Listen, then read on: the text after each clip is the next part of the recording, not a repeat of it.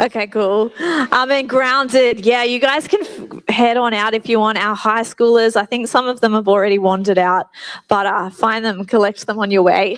Thank you. Yeah, I think that song just speaks to the constantness of who God is. He's just there, and he's faithful, and he has been, and he will be, and he is there. And this morning we're going to hear from a few different women, which is going to be great. And the thing I love about this is all of you would have a story of your journey with God, of your walk, of how he's led you in different moments and seasons. And so in a minute, we're going to get a few of them up, but I just want to quickly share first.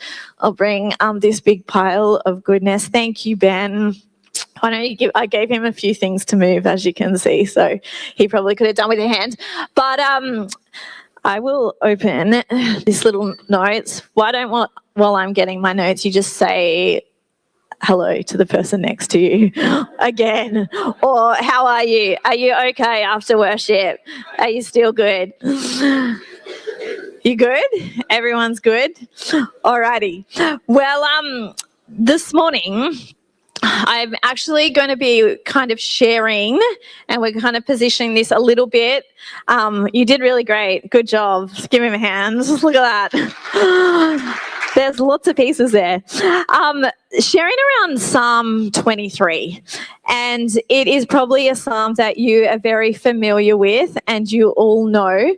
And it's a psalm where David portrays God as a shepherd, where he has everything he needs under the shepherd's care.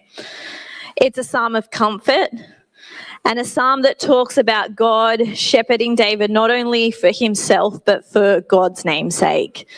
You know, the psalm, "The Lord is my shepherd, this is the psalm I'm talking about for those that may not be familiar with it. It's a beautiful psalm. And as I speak these words this morning, I don't want you to switch off because they're familiar. It's one of those psalms where some of you could just recite it and not even think about it, really. And it might be read in hospital rooms. It might be read in some of those really hard moments. And sometimes we can get so familiar with words that we actually forget the power that is within them. And so don't switch off from these familiar words. I actually pictured this morning, as my simple words go forth, I almost pictured that there's a backing from heaven that carries weight behind them.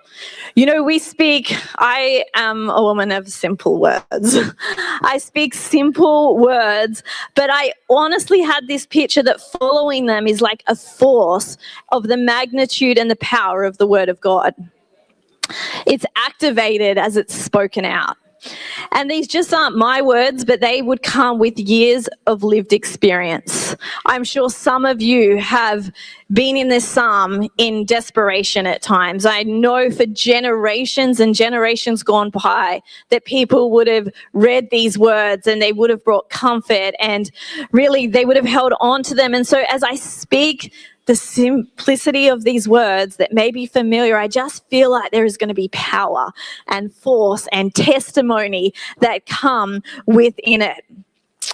Within them would be anointing and authority, and that they would be backed with the weight of heaven and the generations that have lived by them.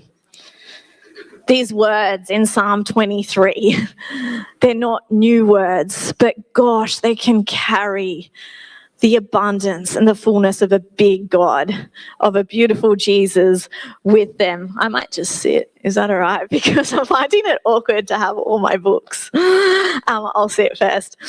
And so Psalm 23. Open up your Bible if you've got it. Otherwise, it can go on the screen. My bookmark's not in Psalm 23, so I won't use my bookmark. There we go. Psalm 23. Now I might stand, if that's okay. I'm sitting and standing. Alrighty, remember, familiar, simple words, but I'm praying this morning that the weight of heaven would be upon them. The Lord is my shepherd. Everyone say my. Touch your heart with your hand. The Lord is my shepherd. Do you see what I mean? 4 words. Is that 4 or 5? 1, 2, 3, 4, 5 words. The Lord is your shepherd. The Lord is your shepherd. You know what a shepherd is, right? A shepherd takes care of his sheep. A shepherd tends to the flock. A shepherd goes after ones that have been lost. A shepherd binds up and heals wounds that have been acquired, sometimes at their own sheep's silly fault. The shepherd takes care of his sheep. They are invaluable to him. They are of such worth. The Lord is my shepherd. I lack nothing. I lack nothing. You know, I believe this morning that God is wanting to remind you that there is no lack in him. The world would love us to believe that we don't have enough, that our situations and circumstances are causing lack in our lives. But this psalm says that I lack nothing. The Lord is my shepherd. He cares for me. He provides for me. I lack nothing in him.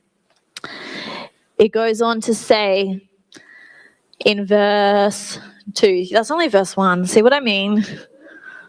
Look at like simple words, familiar words, but we could sit on that for the next few weeks. The Lord is your shepherd and my shepherd. I lack nothing. Actually, no, we haven't even, oh no, we are. Verse 2, he makes me lie down in green pastures and he leads me beside quiet waters.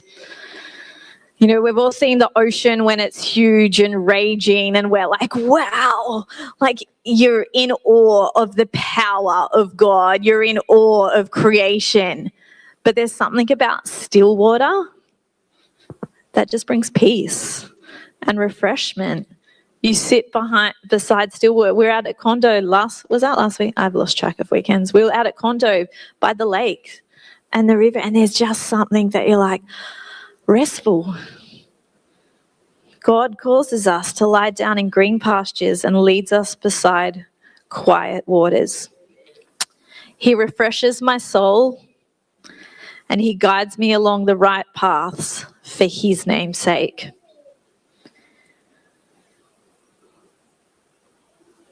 He's our shepherd and he walks with us. And I'm going to just read verse 4 as well. So verse 4, even though I walk through the darkest valley, I will fear no evil, for you are with me, and your rod and your staff, they comfort me. This beautiful picture already of just the nature of God as the one that looks after us, that comforts us, that protects us, that provides. And that image of him, even in the darkest of valleys, in the trickiest of seasons, he is there. And so I actually wanted to get a few of our beautiful mothers up here this morning, because one thing that inspires me more than anything is seeing people that have lived a lot of seasons of life and still faithfully love Jesus and still cling on to him, are still in the house worshiping him through many seasons of life. And I feel so inspired hearing people's stories these days and just getting the opportunity to each one of you inspires me, because you're here, and I know the life's not always easy, right? But there's something that testifies to the goodness of God and the power of these words as we hear other people share as well. And so I'm just going to get a few women up here. They know who they are. I didn't spring it on them. And honestly, it's not because I've heard all their stories. I just think they're beautiful mothers. And another thing that stood out to me is all their names started with L. So I was like, I think it's meant to be. So, Lynn, why don't you give Lynn a hand? Louise and Lisa, come on up. If we don't all fit on the chairs, I can get another chair. But come on up, find a spot. Will we fit? Yeah. You can squish. I might even like here so I can look at you. I'll grab this. Oh, actually, I think I need the tall wooden one. Sorry, guys, that looks more on theme than the black stool. Alrighty. So, Linny, Lisa, and Louise, aren't they lovely? Their mothers. So I am going to, in a second, get them to just introduce themselves. I'm going to take all my things back this way now. I'm going to get them to introduce themselves, and I've asked them to share, who they are and how many kids/grandkids, maybe some of their ages. Now, I didn't tell them to say their age because I didn't want to be rude, so I said maybe tell us your kids' ages. Only reason because is I think in our culture, ages, we look down upon it, but I just think there's something really rich about age, and I just think, oh man, honour the years that you have walked, because every year carries lots, hey? And so I just feel like there's wisdom because of the years you walked, and so age is not number to be like, oh my gosh, you're so old, but just to really bring honour to the years and seasons that you have walked, because I think there is beautiful wisdom. So I'm going to get Lynn to go first. Lynn, I found a photo of you on Facebook. I'm hoping it's you. Lynn, yeah, is this you? Oh, where did you get that? Well, Facebook. They say once you put stuff on the internet, it stays. So I feel like I had free license to take it. But it's you, right? You had a lot of different people on your Facebook page, and I was like, I don't know which one's Lynn's family or not. But all right. So, Linny, I'll do this different. I'm going to pass you this microphone. I don't need my stack of Bibles. All right. Tell us a little bit about you and your family. Right. Okay. As you know, my name's Lynn. I've got 2 kids. I've got a daughter who's 60, and I've got a son who is almost 58. My daughter is Lisa, and my son is Michael. Is that all? That's all you need? Do you have any grandkids? Oh, I did, yes. Yes. I did have 2. One has passed away, but I'll speak about her later. Okay. Yeah, and Lauren is 26, and this year she's decided that she's going to follow Jesus, but she doesn't think she has to come to church. So I would value your prayers. Yeah. We saw her at Easter, right? Yes, yes. Awesome. Alrighty, we'll hand it over. Lisa, we do have a couple of photos that she did share with me. This is some of Lisa and her boys. So why don't you tell us about you and them? I've got 2 sons. Jake is the eldest, the one with the glasses. He's 30 and he is going to be a father this year. Yeah. You're not excited, are you? And Kai is the youngest one. He is 27. And my granddaughter was out with him last night. Not as a boyfriend or girlfriend, but was out with him.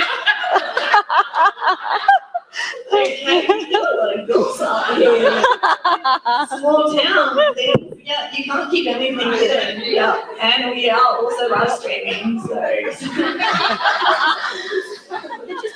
All right. Okay, we're going to hand it over to Lou, and she's got some photos up here as well. It's nice to see people's families. Hey. All right. Yep, that's us. So my name's Louise. My last name is Young, better known around here as Tom's mum.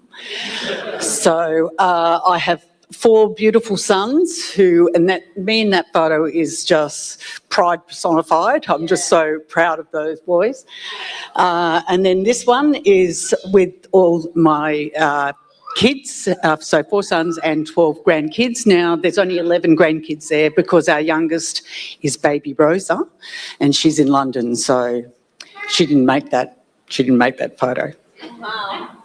Isn't that incredible? Yeah. Okay, we should move on though. Hey, we're just staring at your family. But they're beautiful. What's your oldest kid? Oh yeah, sorry. Yeah, that's all right. Eldest is Judah, who's here. So Judah's 11, and the youngest is baby Rosa. So that's what all the cousins call her, baby Rosa. And I've got 6 boys and 6 girls. We can produce a girl, the family can produce a girl. So very, very happy about that. Yeah, Yeah. awesome. So this is a little bit of a glimpse of these guys, and I just posed the question to these women, so we might just go across in the same order of what has been a highlight of being a mother. Now, also, I feel, like I said in the start, this message is for all of us. So dads, sons, brothers, sisters, daughters, whoever you are, the same truth in some. I just feel like God's going to speak to all of us through it. So, Lynnie, what's a highlight of being a mum? Well, I suppose there's a lot of highlights, but I suppose my biggest one was when the excitement of first being pregnant wears off, and then the trauma of the birth, 23 hours in a breech birth. But the most exciting thing is when they put that baby first in your arms and you first look at the baby. I know I started to laugh because she looked just like Frank's mother crocheting. But it was the most amazing thing to have that little baby in your arms. So that's probably my biggest highlight. I would say the same. There's many highlights in many seasons, but I just wanted to say something else. I just feel that I want to acknowledge women and men out there who may find Mother's Day difficult. Those who've lost mothers, don't know their mother, have had fractured relationships with their mothers, or they cannot be mothers or have lost children or been estranged from their mothers. So I feel like Mother's Day can be a bit of a trigger. I hope that's all right, me saying.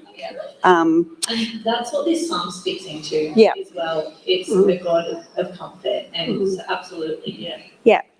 So highlights are in every season, and too many to list, but when that baby gets put in your arms, and also the middle of the night when the world is quiet, where you're dead tired, but it's like a love affair with that baby, and it's just beautiful.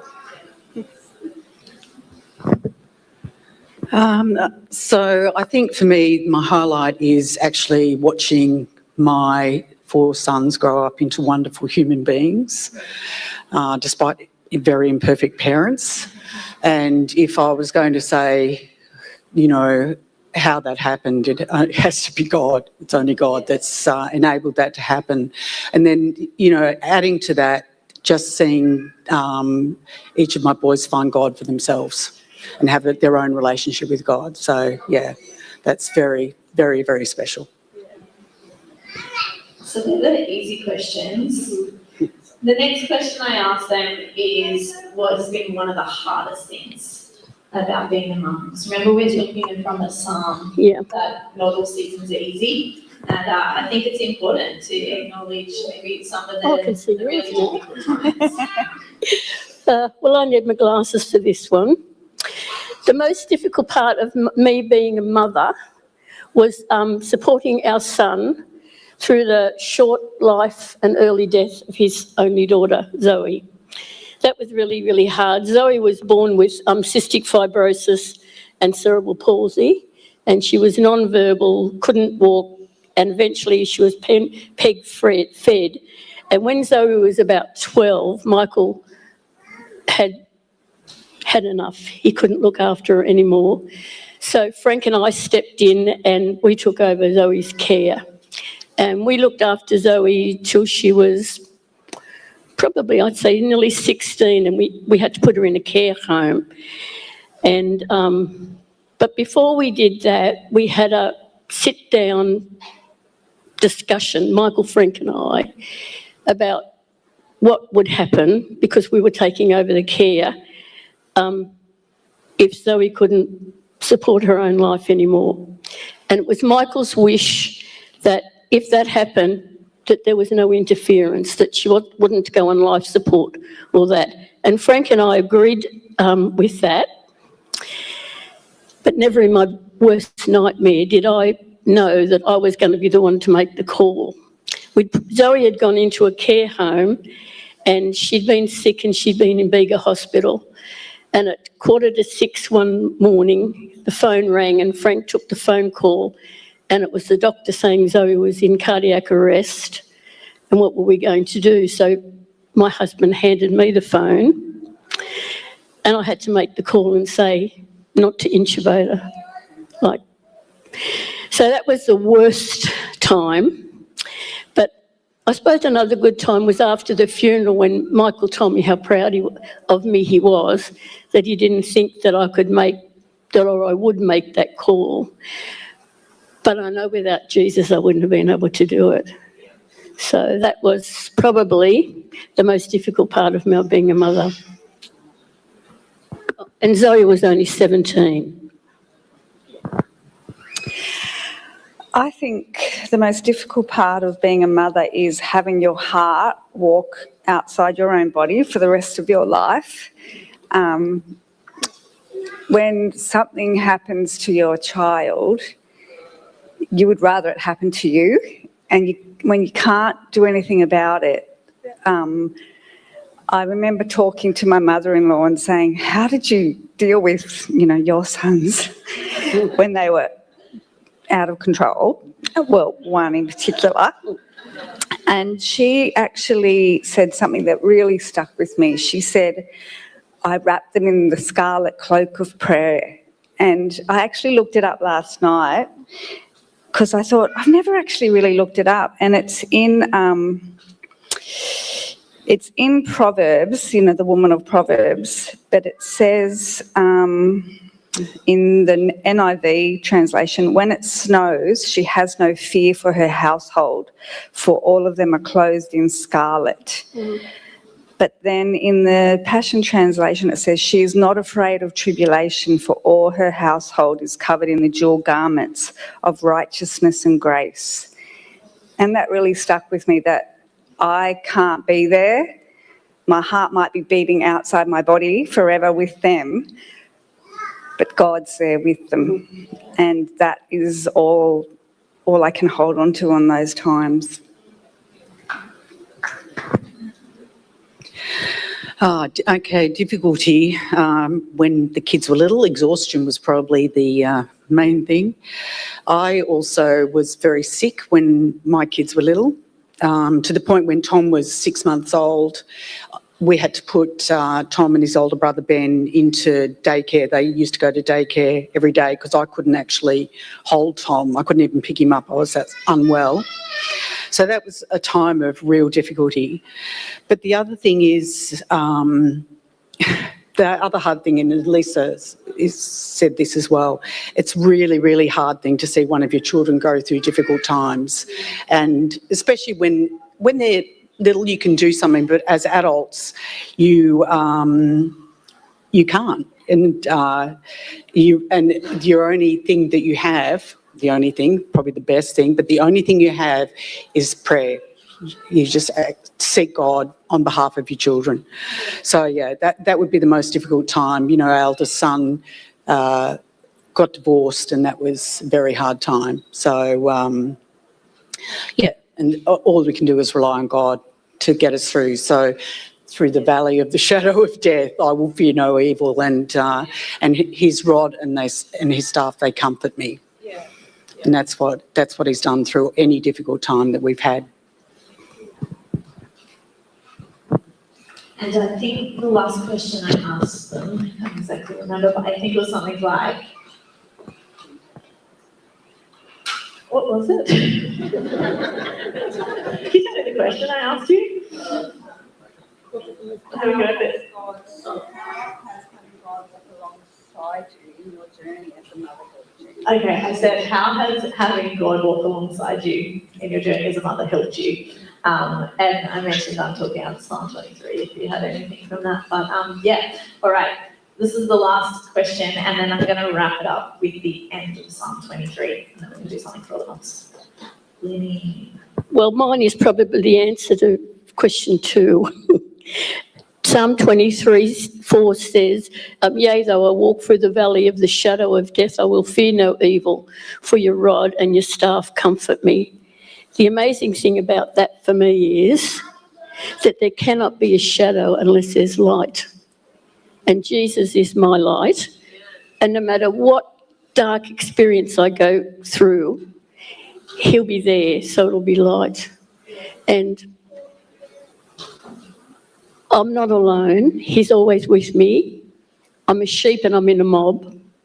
And the shepherd walks before me. And the scripture says that I'll know his voice, I'll hear his voice, I'll know his voice, I'll recognise his voice, and I won't follow another. So that's the best for me. For me, knowing that God truly understands sacrificial love and knowing he has a plan for my child that is way beyond what I can ever fathom. And Psalm 23:3, that he'll open up the right path for them. Sometimes we have an idea of what the best thing for our children may be, and we have dreams and hopes, but God knows the best path beyond what we can ever know. So we had 3 children by the time we became Christians. We didn't become Christians till we were 29, so a bit late bloomers. But what God provided for me at that time, the church which we were saved into had a little mini revival, and there were lots of young families who all got saved around the same time. So for me, one of the things that God did was provide a community of women who were there for each other, and we sort of grew in God together. We just cared for each other, loved each other. I, again, was unwell at that time, and I had a friend every afternoon at school pick up. She'd deliver a salad for me, and, I'd take the plate back the next day and she'd have another one. So, I was just really blessed in that way. And the other thing is that we had truth. So it wasn't like, what's the ways of the world, which way are they taking us? We had the truth, and we had a blueprint to raise our children. So I'm really thankful for that we had a way to show the direction to show our children. So yeah, that was a great blessing. Amazing. They're pretty special, hey? Why don't you give them hands? You guys stay there. And these are just a short snippet into, man, can you imagine all the years and all the moments in these households over the years, and some of those tricky moments probably by yourself in your room, but with these promises that God is with you, and that, he will never leave you or forsake you. And so I just want to finish off the rest of Psalm 23. In verse 5, it says, "You prepare a table before me in the presence of my enemies, and you anoint my head with oil. My cup overflows. Surely your goodness and love will follow me all the days of my life, and I will dwell in the house of the Lord forever." These are 3 examples, there's 100 more out there, of people that have walked through seasons of highs and seasons of lows, the valleys, but are in the house of the Lord, worshipping together. And I really felt God wanted to remind us this morning that he's our shepherd, that he's with us, he cares for us. But I've prepared a few little tables. Because I feel like as mothers, fathers do it as well. God does it for us, that we prepare tables.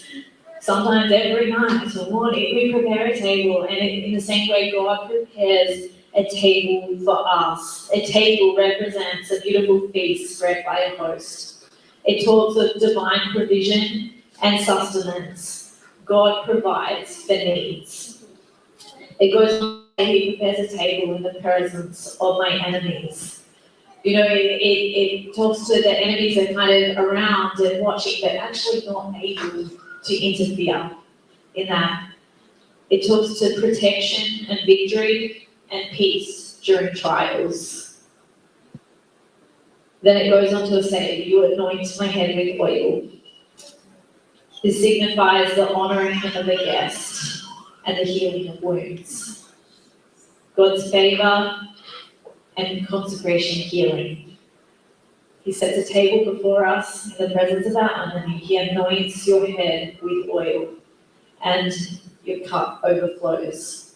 Talks to a cup refilled beyond the brim, abundant life and blessings exceeding needs. This is the nature of who God is. A God that brings divine provision, peace during trials, the healing of wounds, and blessings exceeding needs. And you know, this whole chapter is a profound promise of peace and abundance and divine protection, suggesting that God can bless and honour you even in the midst of challenging circumstances. And I guess I just wanted to speak into that space this morning, because I know that there's a lot of people going through a lot of hard things, but I wanted to remind you that the Lord is your shepherd, that you lack nothing in him. And then even in the midst of the challenges, even in the midst of the chaos, that he can bless, that he can bring peace, he can walk alongside to you. There's comfort, there's protection, there's abundance, and even in the midst of adversity and threats, that God is there. This is the shepherd. This is the good shepherd that each one of us has. And so to finish this morning, what we're going to do is, Ben's nearly ready, but I'm just going to play a song for 1 second, because I'm going to get all the mums. I know some of you don't have physical children, but they're your mothers in this house and your mothers in this community, so come as well. And we have a little set of napkins with the scripture on it, and I just wanted them to be a reminder of, as you set your tables and as you prepare these beautiful feasts in your home or however you do it, that God actually sets a table before you, that he anoints you, that there is overflowing when you sit with him as part of the flock. He shepherds, he protects you, there's no lack in him, there's an abundance. So as this song plays, why don't you come? There's like lemons, tomatoes, brown stripes, all different options. Come pick one and then just say a prayer, and we're going to pray to close the service. So feel free to play that song, Zabe, and all the mums, come on out, first in guest dress for the